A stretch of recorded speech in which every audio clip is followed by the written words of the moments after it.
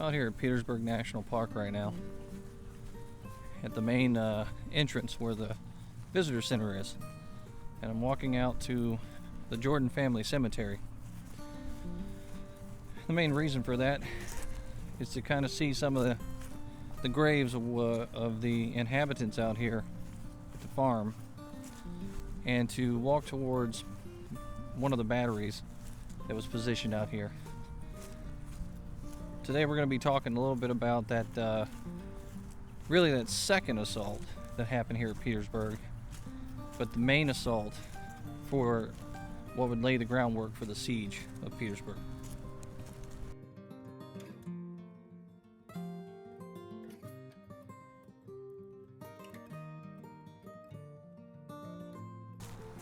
Now, during the initial assault that happened out here on June 9th, it was noted that the works were manned by gray-haired men and boys that couldn't grow beards.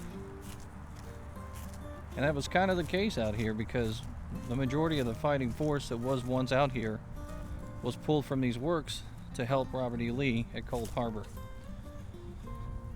PGT Beauregard requested to have those soldiers brought back here, but to no avail.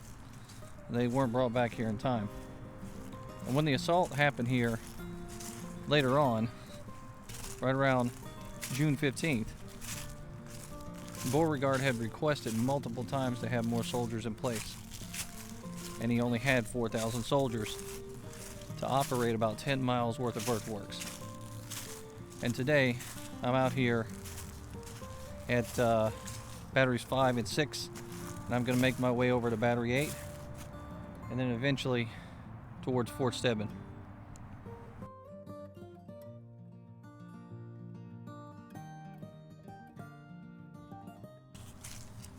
So, before the Civil War, the cockade city of Petersburg had roughly 18,000 people in it. The city was known for railroads and transportation mostly, and manufacturing. And believe it or not, the majority of the people that lived in this city actually wanted to be a part of the Union. They were pushing back against the idea of seceding. And then something happens, and a secessionist takes over, and it was like a wave that comes over this area. And the next thing you know, Petersburg and all of Virginia is wrapped up in it, and this city becomes one of the most important.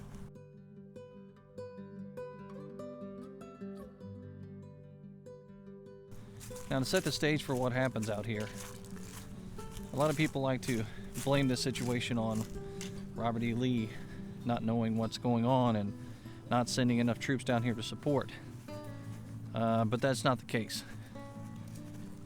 Lee doesn't know that this is going to be the centralized focus. That's true. And the reason for that is Grant is giving all the signals that he's about to attack Richmond. He sends troops up to Trevelyan, and a big cavalry battle unfolds itself there right around the 11th of June. Grant has been holed up and had just had his butt kicked over at Cold Harbor pretty bad. Lee, meanwhile, has drawn back, and he's protecting Richmond, which has been his main goal for the majority of the time. Grant gets the idea that he's going to come across the river and try to attack Petersburg. And he had had a talk with Butler and makes up this plan so that Butler can send his army over in this direction and start the fight. And then Grant's men will cross the James River and attack from that location as well. And it turns out to be a pretty good plan. Catches Lee completely off guard and nearly wipes out the troops over here. And had it not been for a pause by an officer in this location, they may have rolled up Petersburg altogether, and the siege might have taken place in Richmond.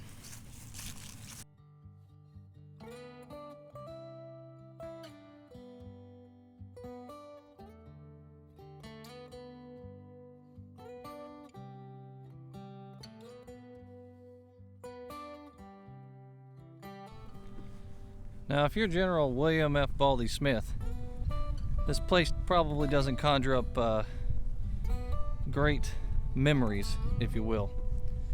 It turns out to be somewhat of a victory for the Union at that period in time, but it's not that great of a situation for Smith. Smith gets over here with his 17,000 men, and he's caught the Confederates kind of off guard. They fought their way up to this point, and they're getting nearer and nearer to the fortifications. But then he pauses. He wants to wait for Hancock and his 20,000 men. The combined forces are ready to fight, and they get over here, and they just storm the earthworks, and they take the battery that I'm in right now, which is Battery 5, by storm, and they take it from the rear. They push all the defenders out or kill the ones that are on the inside, and take this point and several other locations along the way. But then that's again where another call is made that would turn out to be some of the last combat calls for that general in the field. Hancock defers to Smith, asking what they should do, because he's unsure of himself at that time. They decide that they're going to pause. They're going to take a break, just hang out, and get more reinforcements out here to fight. Well, it doesn't turn out to work for them. And by the time this battle's over with,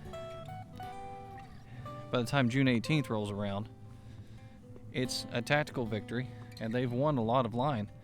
But now they have a major portion of the force in front of them to fight, and they can't dislodge them. They can't get them out of here.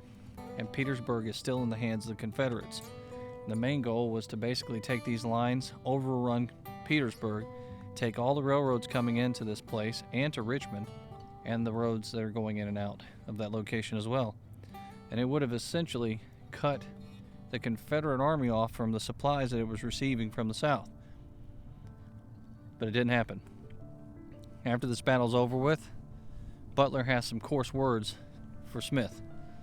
A complaint is put in, and it goes all the way up to General Grant. The complaint's heard. Eventually Butler's retained. Smith himself is actually sent up to New York on another assignment and is told to wait there for orders. Well, those orders never came. He spends the rest of the war at another location, and he's no longer able to fight. He's no longer a combat commander. And it's all because of the location that I'm at right here in Petersburg, Virginia.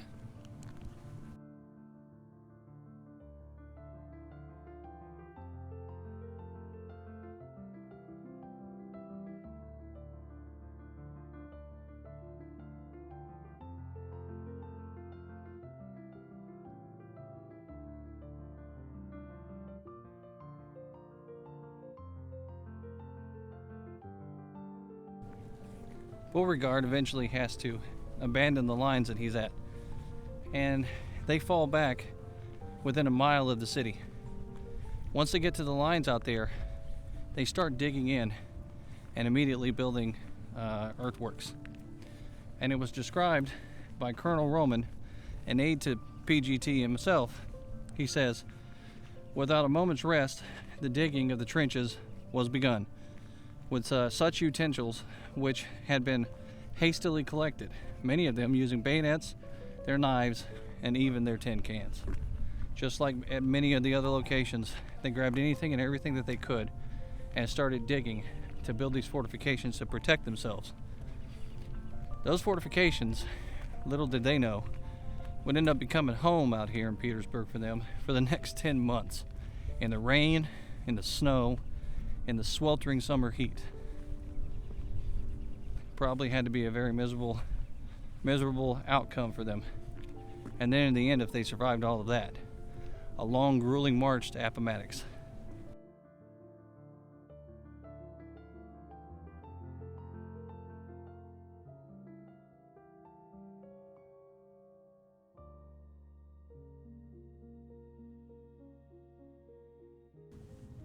So one thing to note while we're out here, the dictator is actually located out here.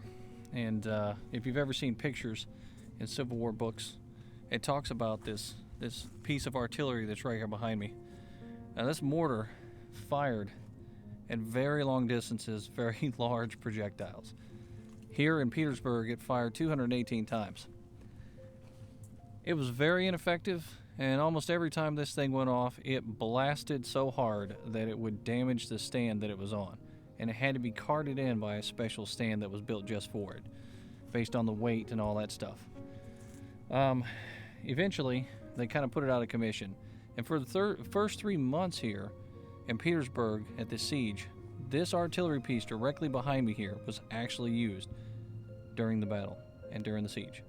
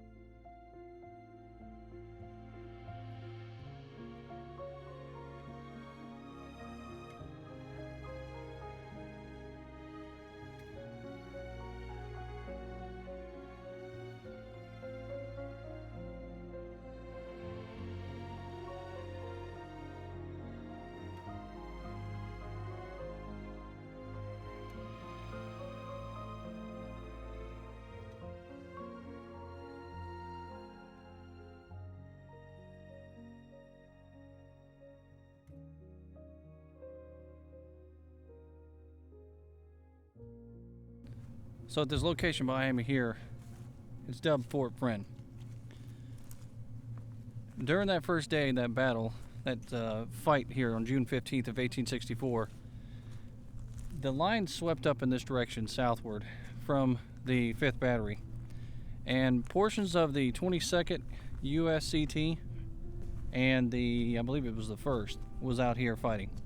And they come sweeping up over this line, and they end up taking this battery here. There is a long section of batteries that were taken during that fight. I believe it's the 1st to the 11th of batteries that were taken. And that entire section ends up becoming under control of the Union forces out here at that first day. So you can see, during that first initial attack, the siege, or the fighting that happens before the siege, is actually really successful. And had it been pressed further that night, could have potentially rolled up all of Petersburg.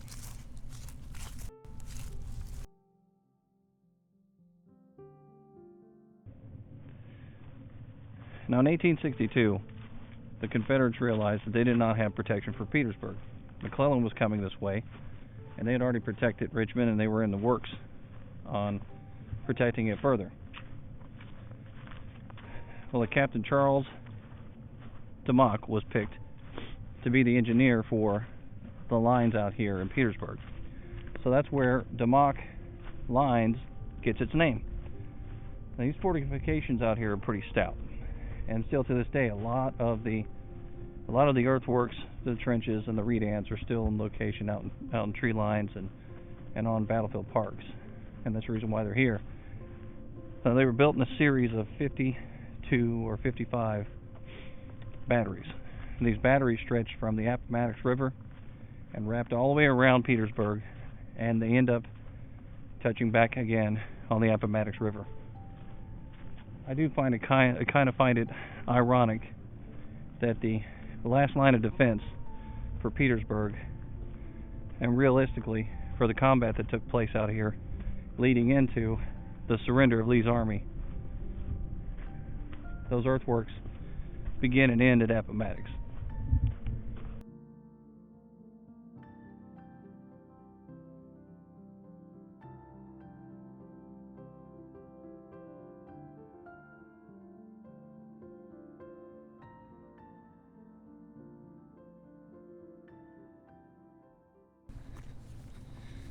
June 15th, 1864, the Army of the Potomac is getting ready to cross over the James River.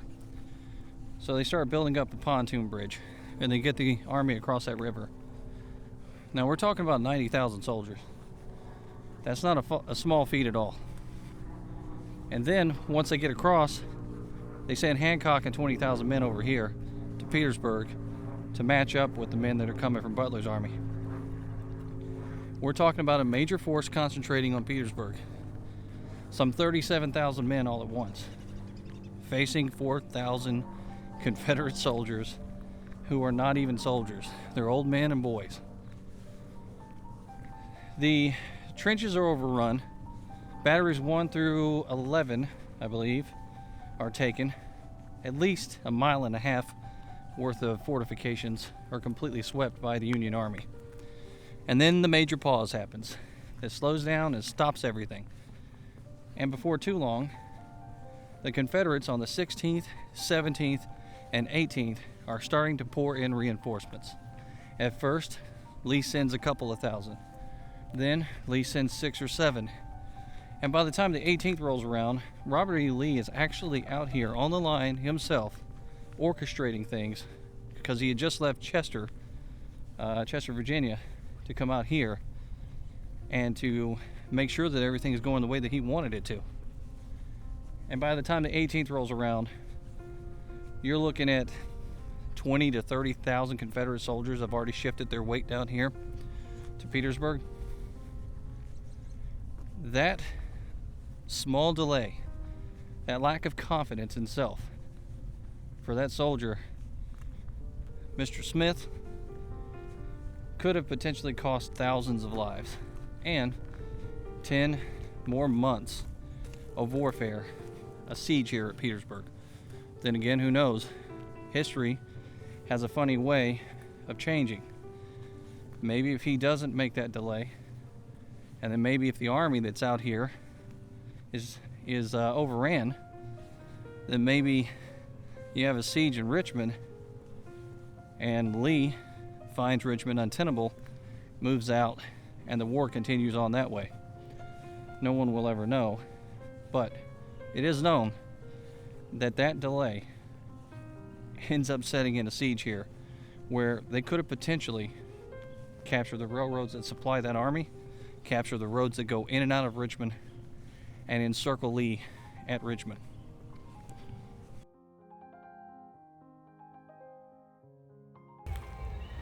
And the field directly behind me here where this monument is, the 1st Maine comes charging across.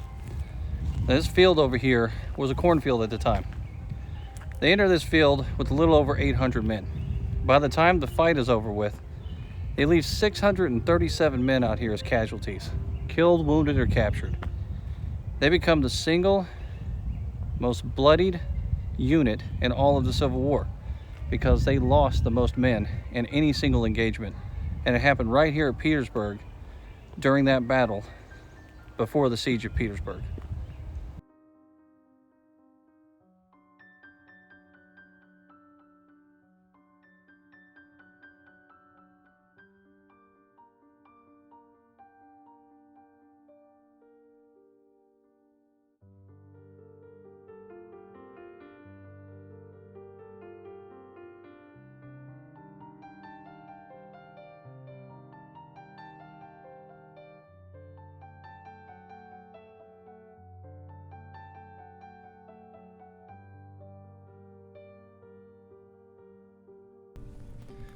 Now the result of this battle is roughly 11 to 12,000 casualties out here on the field. The Union soldiers suffer about 8 or 9,000 casualties, and the Confederacy suffers anywhere between 2 and 4,000 based on the estimates of the time. The Union has a major victory because they captured 2 railroads and a couple of roads that go in and out of Petersburg, and a major portion of the battle lines out here. But it's not that much of a victory because they end up coming out here not taking Petersburg as planned and have to draw out a 10-month siege here in Petersburg.